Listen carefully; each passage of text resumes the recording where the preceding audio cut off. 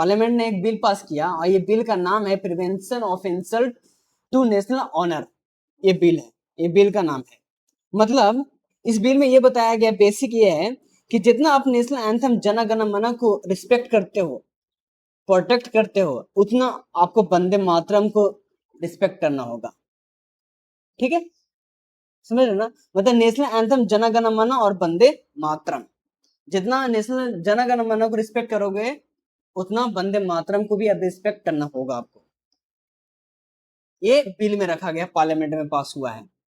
तो क्या है मामला, क्या है और नेशनल एंथम और नेशनल सॉन्ग में क्या डिफरेंस है, इसका बैकग्राउंड क्या है, कहां से उसका ओरिजिन होता है, ये चीज पर डिस्कस करेंगे। आइए बात करते हैं। पार्लियामेंट ने पास किया बिल, 2026 का बिल है, कल ही पास किया है। इसमें अमेंडमेंट में क्या चेंजिंग लाया गया है, ये बताया गया ये है कि वंदे मातरम गाने से अगर किसी ने रोका तो उसको जेल होगा, या अगर किसी स्कूल में वंदे मातरम गाया जा रहा है, अगर किसी पीपल ने या प्रिंसिपल ने, डायरेक्टर ने, किसी ने रोका, अगर किसी स्टूडेंट ने बोला या टीचर ने बोला तो उसे जेल हो सकता है। आप असेंबली को डिस्टर्ब नहीं कर सकते हो वंदे मातरम गाने से। पनिशमेंट क्या है? 3 साल का पनिशमेंट है सर, 3 साल का जेल हो सकता है, आपको फाइन भी लग सकता है 5 समथिंग लाख रुपया समथिंग। अगर रिपीट करते ऑफेंडर को तो पढ़ाया भी जा सकता है, पनिशमेंट बढ़ भी सकता है, enhance punishment. Why was the amendment needed? Amendment क्यों जरूरत पड़ा? ये तो ये जरूरत इसलिए पड़ा कि 24 जनवरी 1950 को राजेंद्र प्रसाद ने कॉन्स्टिट्यूशन असेंबली में कहा था कि जन गण मन नेशनल एंथम है हमारा, Jana Gana Mana would have the status of national anthem, national anthem, और Vande Mataram should be given equal honour respect, और वंदे मातरम को उतना ही सम्मान की नजर से देखना, उतना ही रिस्पेक्ट करना है जितना जन गण मन को करते आप। क्यों भाई? वंदे मातरम ऐसा क्या है? तो वंदे मातरम की हिस्ट्री पर जाते हैं कि वंदे मातरम की हिस्ट्री क्या है। मैं बता रहा हूं वंदे मातरम की हिस्ट्री। वंदे मातरम जब बंगाल का पार्टीशन हो रहा था 1905 में ना, बंगाल का पार्टीशन हो रहा था लॉर्ड कर्जन के द्वारा, तर डॉक्टर बंकिम चंद्र चट्टोपाध्याय ने वंदे मातरम लिखे थे बंगाली में, संस्कृत बंगाली में। क्यों? पीपल को देश प्रेमी जागृत करने के लिए, कि अपने देश के लिए वो जागे, क्या हो रहा है उस जाने, वंदे मातरम। समझे? इतना इंपॉर्टेंट है, सिंपल याद रखा। क्यों? देश प्रेमी बनाने के लिए, देश प्रेमी, कि अपने देश से प्रेम करें, वंदे मातरम का गठन हुआ था। बंगाल संस्कृत बंगाली में लिखे थे किसने? बंकिम चंद्र चट्टोपाध्याय, वंदे मातरम। और नेशनल एंथम का क्या केस है? नेशनल एंथम क्या, नेशनल एंथम कब गाया गया? 1911 में, 1911 में। नेशनल एंथम गाने का पीछे का रीजन क्या था कि ये कांग्रेस सेशन में रविन्द्रनाथ टैगोर जी ने लिखे थे, और कांग्रेस सेशन में रविन्द्रनाथ टैगोर जी ने ये प्रस्ताव रखा था, उन्होंने ये गाया था चीजें। जनगण मन, जनगण मन पीपल को यूनाइट करता है, क्योंकि हम इंडिया डाइवर्सिटी है, तरह तरह के लोग हैं, तो सारे लोगों को यूनाइट करने के लिए जनगण मन गाया गया था। लेकिन कुछ लीडर्स और कुछ पॉलिटिकल ऑर्गेनाइजेशन ऐसे हैं जो बोल दें क्या कि जनगण मन ब्रिटिश को खुश करने के लिए गाया गया था। और अभी भी कुछ धारणा यही है, लेकिन ऐसा नहीं है। जनगण मन भगवान के लिए, पीपल को यूनाइट करने के लिए गाया गया था। जो भाग्य विधाता, जो भारत के विधाता लिखते हैं, गॉड हमारे, उनके लिए गाया गया था, लोगों को यूनाइट करने के लिए गाया गया था। इसका मीनिंग जब पढ़ोगे तो यूनिफिकेशन के लिए। इसमें जनगण मन अधिनायक की जय है, और आगे डिटेल में जाएंगे तो बोलेंगे पंजाब सिंध महाराष्ट्र दृढ़ उत्कल बंगा। मतलब कि इसमें पंजाब, सिंध, महाराष्ट्र, डेक्कन और आंध्र प्रदेश और बंगाल, ये पूरी जो एरिया आ रही है ना, फिर विंध्याचल हिमालय, उस चले गंगा, गंगा जमुना सारे, मतलब हर चीज का ये यूनिफिकेशन हो जा रहा है। तो इसीलिए जन गण मन को नेशनल एंथम रखा गया था। और वंदे मातरम देश प्रेमी को विकसित करता है। हम अपने देश के लिए, हम अपने देश से कितना प्रेम करते हैं, वंदे मातरम सिखाता है। गाइए, पढ़िएगा वंदे मातरम के बारे में।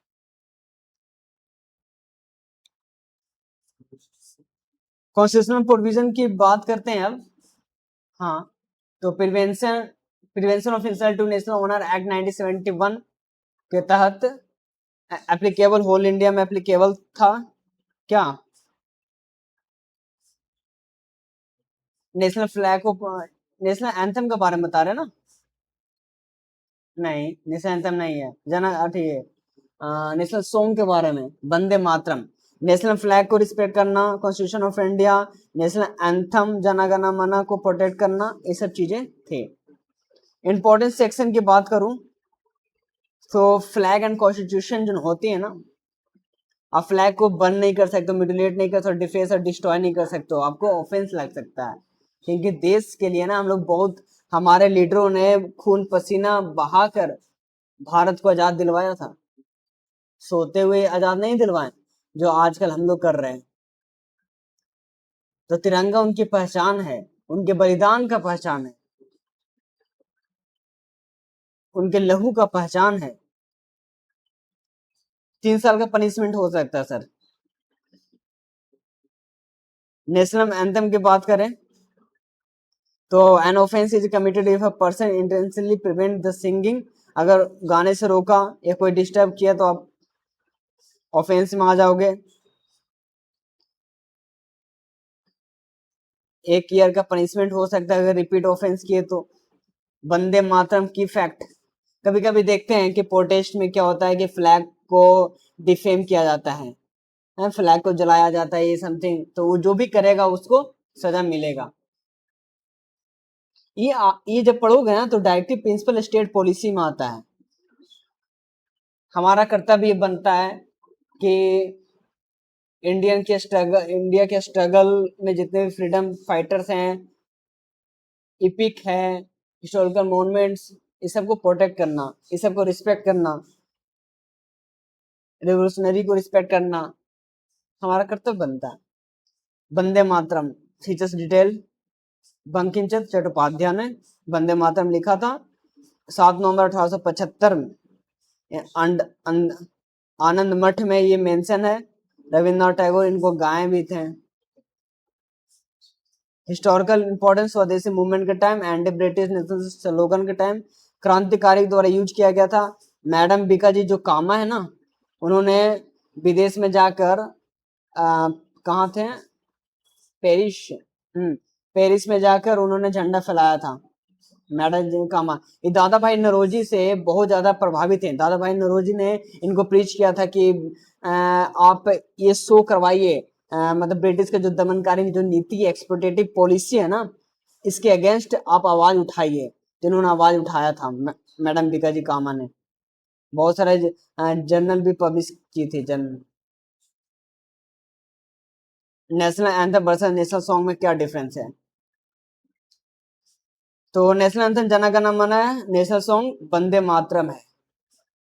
रविन्द्रनाथ टैगोर, बंकिम चंद्र चट्टोपाध्याय, कोई आर्टिकल में मेंशन नहीं है ये। National anthem, national song, statutory पहले, अभी प्रोटेक्शन किसको मिलते आ रहा है? नेशनल एंथम को मिलते आ रहा है ना, अब नेशनल सॉन्ग को भी प्रोटेक्शन मिलेगा इस बिल के तहत।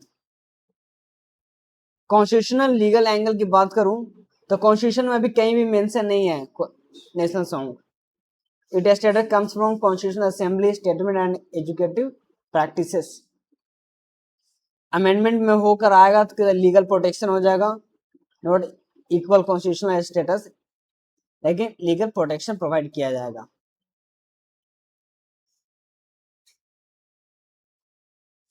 कॉन्स्टिट्यूशनल आइडेंटिकल नहीं है ये भी, नेशनल सॉन्ग और नेशनल एंथम कॉन्स्टिट्यूशनल नहीं है, लेकिन लीगल है, कानूनी रूप से है। इसीलिए जो विद्रोही दल होते हैं ना, भारत के झंडों के साथ खिलवाड़ करते हैं वो। भीमराव अम्बेडकर में शायद भीमराव अम्बेडकर ने नहीं डाला था ये नेशनल एंथम। देखिए प्रियम्बल में तो नहीं है नेशनल एंथम। एनसीईआरटी बुक में, हर एनसीईआरटी बुक में फर्स्ट पेज में होगा। Possible UPSC mains point significance. भाई जिस देश में हम रह रहे हैं उस देश की रोटी खा रहे हैं, नमक खा रहे हैं, और फिर क्या बात करते हैं विद्रोह का, कि ये देश कांटों का देश है, ये देश में सिर्फ बिच्छू पलते हैं, हैं? ये देश में सिर्फ सांप रहते हैं काटने वाले, आतंकवादी हैं, ये हैं, वो हैं। ये सब कौन बोलता है? हुँ? कौन बोलता है? जेन्युइन स्टूडेंट, विद्रोही दल। ऐसा नहीं होना चाहिए। जिस देश में आप रह रहे हो उस देश का रिस्पेक्ट करिए। ये संस्कार होना चाहिए जो पिता सिखाते हैं हमारे। आप अपने पिताजी का विरोध किए हो? नहीं ना। माता का विरोध तो नहीं करते हैं, तो फिर भारत माता का क्यों विरोध करते हो आप? तो कॉमन सेंस की बात है। Thank you so much.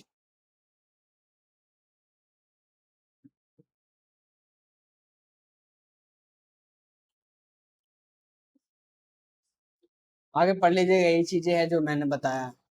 Vande Mataram first publish in Banga Darshan 1875। Legislative parity not a constitutional parity. Legislative कानूनी रूप से अभी है, कॉन्स्टिट्यूशनल पैरिटी नहीं है ये। Thank you so much.